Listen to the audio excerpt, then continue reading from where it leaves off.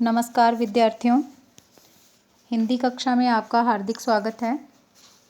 हम अपनी पिछली कक्षा में इकाई 2 के अंतर्गत मातृभाषा शिक्षण के उद्देश्यों की बात कर रहे थे और आज हम देखेंगे कि विभिन्न स्तरों पर इन उद्देश्यों के आधार पर भाषाई पाठ्यक्रम को कैसे निर्धारित किया जाता है या कौन से स्तर पर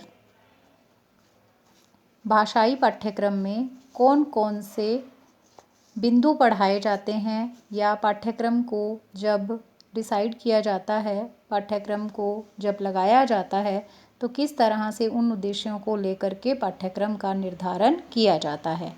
तो आज हम विभिन्न स्तरों पर भाषाई पाठ्यक्रम की बात करने वाले हैं। तो स्टूडेंट्स, बच्चों, हम सभी जानते हैं कि उच्च प्राथमिक स्तर पर भाषा शिक्षण के अलग उद्देश्य होते हैं। इसके अलावा माध्यमिक स्तर पर अलग उद्देश्य होते हैं और उच्च माध्यमिक स्तर पर अलग उद्देश्य होते हैं। तो आज हम इसे स्तरों के अनुसार पढ़ने वाले हैं। तो चलिए स्टार्ट करते हैं। देखिए, सबसे पहला जो स्तर है वो उच्च प्राथमिक स्तर होता। उच्च प्राथमिक स्तर आपको पता है कक्षा 6 से 8 की बात होती है। उच्च प्राथमिक स्तर के अंतर्गत हम बीएड कर रहे हैं, तो बीएड करने के बाद या बीएड करने के लिए जो बच्चे एलिजिबल होते हैं, योग्य होते हैं, वो बीए करके हमारे पास बीएड करने के लिए आते हैं। और ऐसा नहीं है कि वो बाद में जो परीक्षा देंगे या फिर जो एमए कर लेंगे उसके बाद क्या करेंगे, वो बच्चे सेकंड ग्रेड की परीक्षा भी दे सकते हैं, फर्स्ट ग्रेड की परीक्षा भी दे सकते हैं। लेकिन एक जो बीए बीएड स्टूडेंट है वो थर्ड ग्रेड टीचर अगर लगता है गवर्नमेंट जॉब के अंतर्गत, तो इसका मतलब वो 6 to 8th क्लास को पढ़ाता है। वहाँ पे आपको सभी को पता ही है, सेकंड ग्रेड वाले 9th 10th को पढ़ाते हैं, 9वीं 10वीं कक्षा को। फर्स्ट ग्रेड वाले 11th 12th 11वीं 12वीं को पढ़ाते हैं और उसके बाद कॉलेज लेक्चरशिप की बात आती है। तो यहाँ पे 6 to 8th क्लास जब बीएड आप करते हैं तो 6ठी से 8वीं तक के ही आपको हम लेसन प्लान बनाने के लिए कहते हैं। आप सभी को पता है, आप उन्हीं किताबों में से जो 6ठी से 8वीं तक लगी होती हैं उन्हीं में से लेसन प्लान, पाठ योजना अपनी बनाते हो। तो यहाँ पे उच्च प्राथमिक स्तर पर भाषाई पाठ्यक्रम, भाषा के पाठ्यक्रम को निर्धारित करते हैं या भाषा के पाठ्यक्रम के अंतर्गत हम बच्चों को क्या पढ़ाते हैं उसकी बात हो रही है। उद्देश्यों को हम देख चुके हैं पिछली कक्षा में कि मातृभाषा शिक्षण के उद्देश्य कौन कौन से होते हैं, और यहाँ पे हमें दिमाग में लेकर के चलना है कि भाषा शिक्षण के अंतर्गत कौन सी भाषा है, मातृभाषा ही है। हमने सबसे पहला जो तवज्जो देना है, जो प्रेफरेंस देनी है, वो मातृभाषा को ही देनी है। तो यहाँ पे उच्च प्राथमिक स्तर अर्थात कक्षा 6 से 8 तक के बच्चों को पढ़ाते हैं जब हम भाषा, तो उसमें क्या पढ़ाते हैं उसकी बात है। तो पाठ्यक्रम में गद्य, पद्य, नाटक, कहानी, निबंध आदि से संबंधित पाठ लगाए जाते हैं इनके पाठ्यक्रम में। तो हम सभी जानते हैं, अगर हम देखेंगे ना इनका पाठ्यक्रम, तो वहाँ पे उनकी किताबों में जो, अगर हम हिंदी की बात करें या लैंग्वेज की बात करें, तो उनकी किसी भी भाषा की जो किताब होगी उसके अंदर आपको गद्य पद्य दोनों मिलेंगे, नाटक मिलेगा, कहानी मिलेगी, निबंध मिलेगा। ठीक है, लेख जो बच्चों को पढ़ाए जाते हैं ना वो निबंधी होते हैं, निबंध बोलते हैं लेख को। दिवाली का लेख, दशहरे का लेख, 15 अगस्त यानी स्वतंत्रता दिवस पर लेख, गणतंत्र दिवस पर लेख, बच्चा बहुत सारे, रक्षाबंधन पर लेख, बच्चा बहुत सारे लेख पढ़ता है, वो निबंध हैं। तो यहाँ पे हम बच्चे को क्या सिखाते हैं, पाठ्यक्रम में गद्य होता है, पद्य होता है, नाटक, कहानी, निबंध, ये बच्चा सीखता है। इसके बाद देखिए एक चीज़ और आती है, अगर हम व्याकरण की बात करें तो व्यावहारिक व्याकरण सिखाई जाती है, उसके नियमों से उसे परिचय कराया जाता है उसका। अब व्यावहारिक व्याकरण मतलब कोई ज़्यादा अलंकार, रस, इनकी बात नहीं करनी हमने, यहाँ पे इस लेवल पर, इस स्तर पर हमने बच्चे से सामान्य व्याकरण की ही बात करनी है। और बच्चों, सामान्य व्याकरण के अंतर्गत अगर हिंदी की बात करूँ तो संज्ञा, सर्वनाम, विशेषण, क्रिया, ये सारे के सारे जो उसे टॉपिक हैं, प्रकरण हैं, वो पढ़ाए जाते हैं। तो ये व्यवहारिक व्याकरण के अंतर्गत आते हैं। थोड़े बहुत संधि, जैसे दीर्घ संधि के बिल्कुल आसान से नियम होते हैं, तो वो उसके एग्जाम्पल्स उनको कराए जाते हैं। इसके अतिरिक्त जैसे उपसर्ग पहचानना, प्रत्यय पहचानना, बिल्कुल एकदम व्यवहारिक, कोई नियमों में नहीं बांधते उसको, एकदम सिंपल कॉन्सेप्ट समझाया जाता है, केवल अवधारणा के बारे में बताया जाता है। ठीक है, तो यहाँ पे उच्च प्राथमिक स्तर पर ये सारा काम होता है। गद्य, पद्य, नाटक, कहानी, निबंध आदि से संबंधित हम उसे बताते हैं, ज्ञान देते हैं, इससे परिचित कराते हैं। और व्याकरण के अंतर्गत व्यवहारिक व्याकरण के नियमों से संबंधित उसे जानकारी देते हैं। तो बच्चों, ये तो हो गया हमारा उच्च प्राथमिक स्तर। अब इससे बाद का स्तर कौन सा होता है उच्च प्राथमिक के बाद? तो इसके बाद का स्केल जो होता है वो हम सभी जानते हैं, वो होता है माध्यमिक स्तर। यानी माध्यमिक स्तर का मतलब कक्षा 9 व 10 की बात हो रही है यहाँ पे। ठीक है, तो कक्षा 9 और 10 की मैं अगर बात करूँ तो वहाँ पे क्या सिखाया जाता है? तो वहाँ पे भाषा के पाठ्यक्रम के अंतर्गत जो उद्देश्य रहता है बच्चों को सिखाना, कि क्या क्या सिखाना है पाठ्यक्रम में, तो उनका जो उद्देश्य रहता है वो चाहते हैं कि बच्चों को द्रुत रूप से सस्वर तथा मौन वाचन का अभ्यास हो जाए। यानी उनको तेज गति से, एक उचित गति से सस्वर और मौन वाचन करना आ जाए। तो ऐसी पाठ्यक्रम में व्यवस्था की जाती है जिससे कि उस उद्देश्य की पूर्ति हो जाए। इसके साथ ही सौंदर्य अनुभूति का विकास। तो स्टूडेंट्स, आप सभी जानते हो बच्चों कि सौंदर्य अनुभूति क्या चीज़ होती है। तो जब भी हम किसी भी विधा के अंतर्गत किसी भी प्रकरण को पढ़ते हैं, चाहे वो गद्य है, और ख़ास करके पद्य में तो ऐसा होता ही है कि वहाँ पे दो पक्ष होते हैं हमारे सामने। दो पक्ष का मतलब एक कला पक्ष और एक भाव पक्ष। और कला पक्ष भी दूसरे नंबर पे आता है, पहले नंबर पे भाव पक्ष आता है। आप थोड़ा सा पीछे चलो, आप सभी हिंदी के स्टूडेंट हो, और आप सभी को ही नहीं, मैं भी हिंदी की स्टूडेंट हूँ, तो हम सब ने हिंदी साहित्य पढ़ा है। ठीक है, तो हिंदी साहित्य में क्या होता है, जब हम सरलार्थ करते हैं तो वहाँ पे हम पहले क्या करते हैं, जो हमें चीज़ दिखाई दे रही है सरलार्थ को पढ़ के, कि कवि कहना चाहता है, कि कवि कह रहा है, कि है ना, ऐसा लिखते हैं, भाव बता देते हैं कि ऐसा हो रहा है, ऐसा हो रहा है, ऐसा हो रहा है, सूरदास जी ये कह रहे हैं, तुलसीदास जी ये कह रहे हैं, कवि ये कह रहा है, और एज इट इज़ एकदम बिल्कुल लाइन टू लाइन उसका जो भाव निकलता है, उसका जो अर्थ निकलता है, अपनी भाषा में हम उसको लिख देते हैं। ये होता है भाव पक्ष। और जब हम बात करते हैं कला पक्ष की, तो बच्चों कला पक्ष में क्या बात करते हैं, हम कुछ पॉइंट्स लिखते हैं नीचे कला पक्ष के। कला पक्ष में हम बात करते हैं उसके अंदर जो भाषा प्रयुक्त हुई है उसकी, उस सरलार्थ के अंदर, उन दोहों के अंदर, उस जो भी विधा है उसके अंदर, जो गद्यांश है या पद्यांश है उसके अंदर जो भाषा प्रयुक्त हुई है वो भाषा बताते हैं कौन सी है। फिर भाषा के अलावा उसमें रस कौन से यूज़ हुए हैं, उसमें अलंकार कौन सा यूज़ हुआ है। तो यहाँ पे बात उस सौंदर्य की हो रही है। ये कला पक्ष को सौंदर्य अनुभूति कह रहे हैं।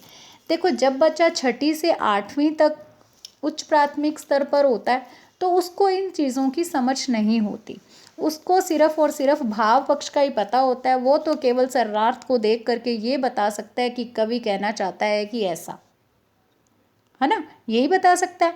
लेकिन जब बच्चा 9वीं से 10वीं क्लास में पहुंचता है, 9वीं 10वीं क्लास के जो बच्चे होते हैं उनको थोड़ा सा वहाँ से आगे लेके जाना है। भाव पक्ष तो बच्चे को वहीं पे समझ में आने लग गया कि अगर सरलार्थ करना है तो जो लाइन लिखी है उसका अर्थ लिखना है, भाषा का प्रयोग करते हुए अपनी लाइंस बनानी है। लेकिन कला पक्ष कैसे समझ में आएगा? कला पक्ष तो सब तभी समझ में आएगा ना बच्चों, जब हम उसको रस, अलंकार और इन सब का ज्ञान दें, भाषा की गहराई में उतारने की उसकी बात करें। तो यहाँ पे वही किया जाता है, सौंदर्य अनुभूति का विकास करने का प्रयास किया जाता है। ऐसा पाठ्यक्रम बनाया जाता है जिससे बच्चे को उसकी समझ प्राप्त हो। फिर आगे देखिए, निबंध पत्र, सारांश, संवाद की योग्यता प्रदान की जाती है। अब देखिए निबंध, पत्र, सारांश, संवाद। अब आप देखिए उच्च प्राथमिक स्तर पर हमने क्या बात की थी। उच्च प्राथमिक स्तर पर हमने कहा गद्य, पद्य, कहानी, नाटक, निबंध, वहाँ भी आया था। अब वहाँ से थोड़ा सा आगे निकले हैं।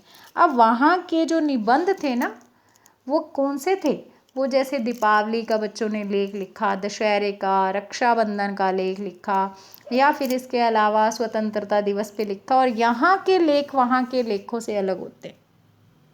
यहाँ कई बार ऐसे लेख दे देते हैं जिसमें बच्चे को खुद से अपने आप से बना के लिखना है, मेरे जीवन की अविस्मरणीय घटना। अब बच्चे को खुद को लिखना है इस पे, ठीक है। या आजकल है कि जीवन में मोबाइल का उपयोग, अब बच्चे ने खुद ने उपयोग करके देखा है और ऐसा ही उसने लिखना है। आधुनिक युग में कंप्यूटर का योगदान या कंप्यूटर का युग, तो बच्चों ने देखा है ये वाला युग, बच्चा खुद कंप्यूटर चलाता है, मोबाइल चलाता है। तो यहाँ पे ऐसे निबंध का लेवल कैसा हुआ, जहाँ रटने की ज़रूरत नहीं है, यहाँ पे बच्चे ने अपने दिमाग से अपने मन के विचारों को भाषा में परिणित करके लिखना है, ठीक है। और पत्र यहाँ पे कौन से आ जाते हैं? एक साधारण पत्र नहीं रहता यहाँ पे कि आप हॉस्टल में रह रहे हो और अपने माता पिता को लिखें कि आप कुशल हैं, या पैसे मंगवाते हैं घर से किताबों के लिए, ऐसे पत्र नहीं होते। यहाँ पे पत्र कैसे होते हैं?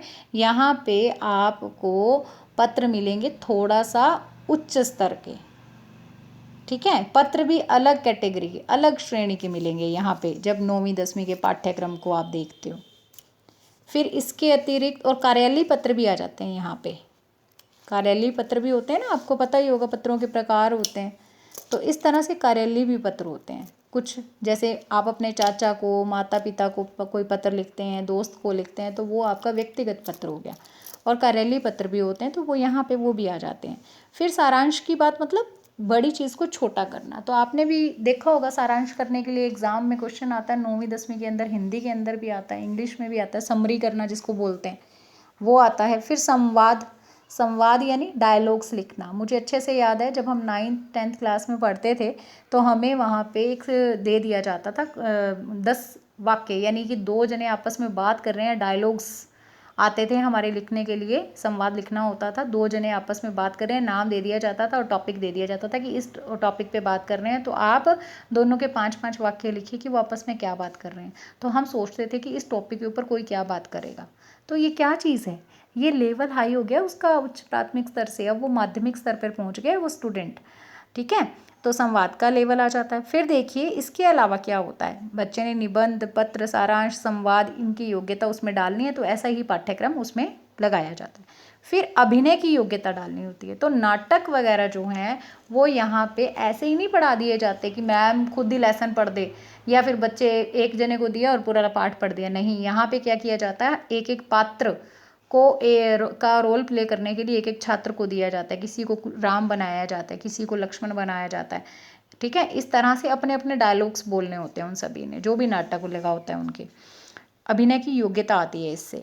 फिर व्याकरण का उच्च ज्ञान देते हैं। अब व्याकरण का वहाँ तो व्यवहारिक ज्ञान दिया था हमने, संज्ञा सर्वनाम ये सब कुछ सिखा दिया था, लेकिन यहाँ पे हम उसको क्या करेंगे, उच्च ज्ञान देना है।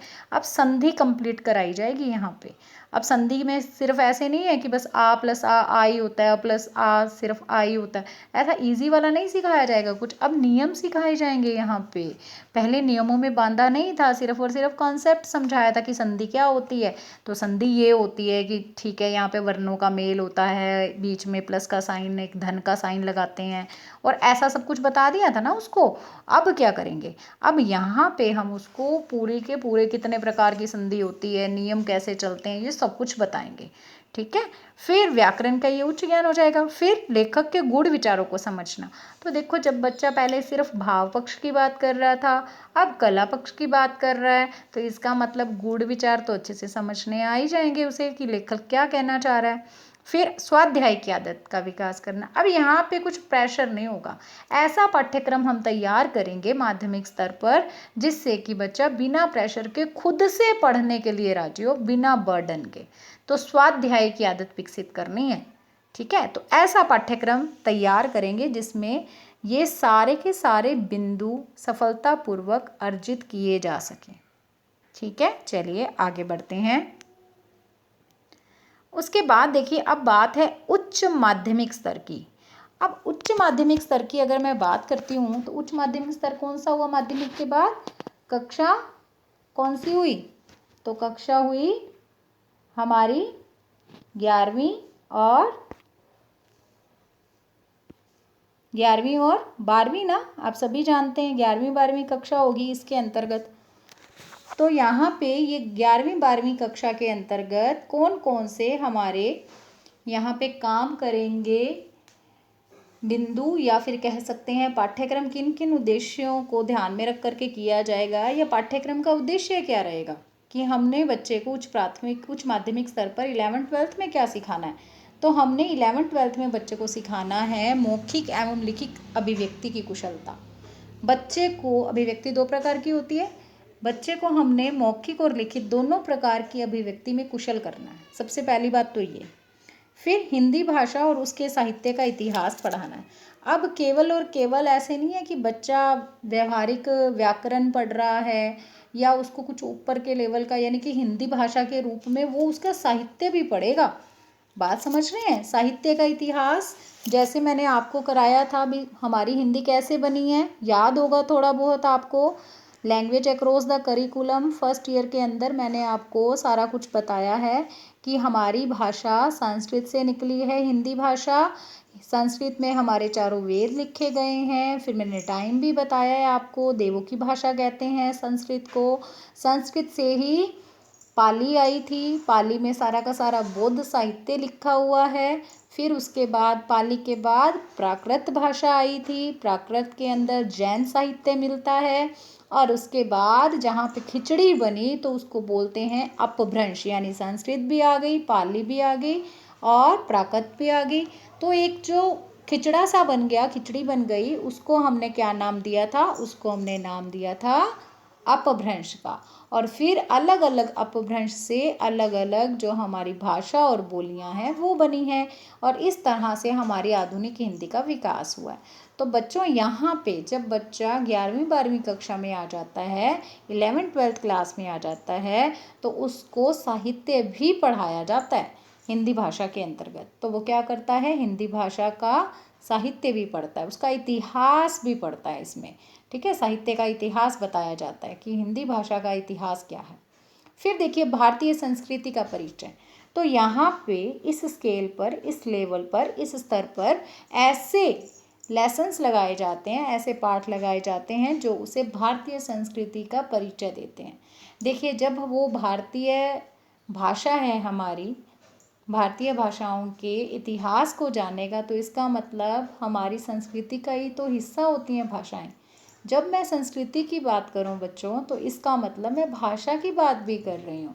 संस्कृति क्या चीज़ है? संस्कृति है हमारी जीवन मूल्य, हमारे आदर्श, हमारा रहन सहन का ढंग, हमारा खान पान, हमारा जो वस्त्र पहनने का तरीका, यानी हमारे जो आभूषण हैं, या फिर हम कह सकते हैं हमारा जो पहनावा है, ये उसका हिस्सा है। इसके अतिरिक्त क्या है? तो इसके अतिरिक्त भाषा भी इसी के अंतर्गत आता है। हमारे रीति रिवाज, हमारी परंपराएं भी संस्कृति के अंतर्गत आती हैं। तो जब मैं बने भाषा की बात की तो हमने बच्चे को अगर भाषा के साहित्य का इतिहास पढ़ाया तो इसका मतलब हमने उसको किससे परिचित कराया? हमने उसको संस्कृति से ही परिचित कराया, क्योंकि भाषा संस्कृति का ही एक हिस्सा है। तो ऐसा भी यहाँ पे प्रयास किया जाता है, इसी आधार पर पाठ्यक्रम को निर्धारित किया जाता है। अब इसके अलावा हमने उसको क्या करना है? अब एक चीज़ और, ऊपर हमने देखा कि हमने क्या करना है, मौखिक और लिखित अभिव्यक्ति में उसको कुशल बनाना है। अब यहाँ पे चौथा पॉइंट क्या कहता है, फोर्थ बिंदु क्या कहता है हमारा चौथा बिंदु, कि मौखिक और लिखित भाषा के माध्यम से बोध ग्रहण की क्षमता। वहाँ थी अभिव्यक्ति, यानी अपने विचारों को वो मौखिक रूप से भी प्रकट कर सकता है और लिखित रूप से लिख करके भी प्रकट कर सकता है। और यहाँ पे बोध ग्रहण करना मतलब समझना, कि अगर उसको मौखिक रूप से कुछ कहा जाए तब भी उसको समझ में आ जाए, और अगर कुछ लिखित रूप में उसको इंस्ट्रक्शन दी जा रही हैं तब भी वो उसका बोध ग्रहण कर सके। बोध ग्रहण मतलब अर्थ समझना, किसी चीज़ को अंडरस्टैंड करना। ठीक है, जैसा सामने वाला बताना चाह रहा है वैसा ही खुद को समझ में आए, इसको कहते हैं बोध ग्रहण। ठीक है, चलिए आगे। इसके बाद है प्रमुख कवि, लेखक तथा काव्य धाराओं का परिचय कराना। अब यहाँ पे 11वीं 12वीं कक्षा में जो पाठ्यक्रम लगा होता है उसमें जो प्रमुख कवि है ना हिंदी के, या फिर मातृभाषा जो भी भाषा सिखाई जा रही है, मान लो उसको कोई भी भाषा सिखाई जा रही है, तो उसके जो प्रमुख कवि हैं उनका ज्ञान दिया जाता है, उनकी कृतियों से उसको कराया जाता है, बोध कराया जाता है। उसका लेखक, जो प्रसिद्ध लेखक हैं उनकी जो कृतियां हैं, रचनाएं हैं, उनको यहाँ पे उसकी व्यवस्था की जाती है, उनके पाठ्यक्रम में लगाया जाता है। और काव्य धाराएं क्या होती हैं बच्चों, तो हम सभी जानते हैं। अगर हम हिंदी साहित्य की बात करें तो हिंदी साहित्य के अंतर्गत काव्य की धाराएं कौन सी हैं, जैसे प्रगतिवाद, प्रयोगवाद, इससे पहले छायावाद, ये सब हम पढ़ते हैं ना, द्विवेदी युग, भारतेंदु युग, नई कविता, समकालीन कविता, ये सारी काव्य की धाराएं हैं। ठीक है। और अगर मेनली काव्य की धाराएं पूछी जाएं तो अगर एकदम सरल तरीके से बताऊं ना, ये तो वाद हो गए जिनके अंतर्गत अलग अलग काव्य धारा को महत्वपूर्ण माना गया। ठीक है, या विकसित हुई, ये धाराएं अलग अलग विकसित हुई। अब जैसे भारतेंदु युग आया तो हम सभी जानते हैं कि वहाँ पे क्या था, एक नाटक का युग था वो। ठीक है, वहाँ पे नाटकों को ज़्यादा महत्व दिया गया। तो यहाँ पे काव्य धाराओं का मतलब आप ऐसे भी ले सकते हो कि यहाँ सब कुछ बच्चे के सिलेबस में सब लगाया जाएगा। बच्चा गद्य, पद्य, कहानी, नाटक, संवाद, ठीक है, और इसके अतिरिक्त पत्र, सारा कुछ पढ़ेगा। सारा कुछ जो भी हिंदी के अंतर्गत आता है, जो भी किसी भाषा के अंतर्गत आता है, वो सारा कुछ आएगा यहाँ पे। क्योंकि लेवल कैसा हो गया, स्तर कैसा हो गया, अब उच्च स्तर हो गया। फिर उसके बाद छात्रों को सौंदर्य अनुभूति का ज्ञान। अब यही वाली लाइन जो है वो अभी माध्यमिक स्तर पर भी आई थी, है ना, माध्यमिक स्तर पर भी पढ़ा था सौंदर्य अनुभूति का ज्ञान। यानी बच्चा उच्च प्राथमिक स्तर पर क्या करता है, उच्च प्राथमिक स्तर पर बच्चा केवल और केवल भाव पक्ष की बात करता है। लेकिन जब वो 9वीं 10वीं कक्षा में पढ़ता है भाषा को, तब वहाँ पे वो कला पक्ष की ओर बढ़ता है। ठीक है।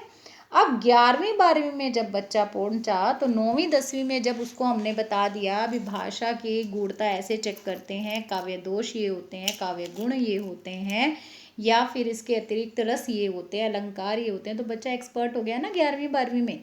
तो यहाँ पे बच्चे को पूरी तरह से सौंदर्य अनुभूति के जो कुछ चीज़ें रह जाती हैं, जैसे काव्य गुण और काव्य जो दोष हैं, ये टॉपिक बच्चे को 11वीं 12वीं में कराया जाता है। रस अलंकारों का जो परिचय देना है बच्चे को, वो हम दे देते हैं पहले, वो बच्चे को हम पहले ही सिखा देते हैं 9वीं 10वीं में। और काव्य गुण, काव्य दोष यानी संपूर्णता की ओर लेकर के जा रहे हैं।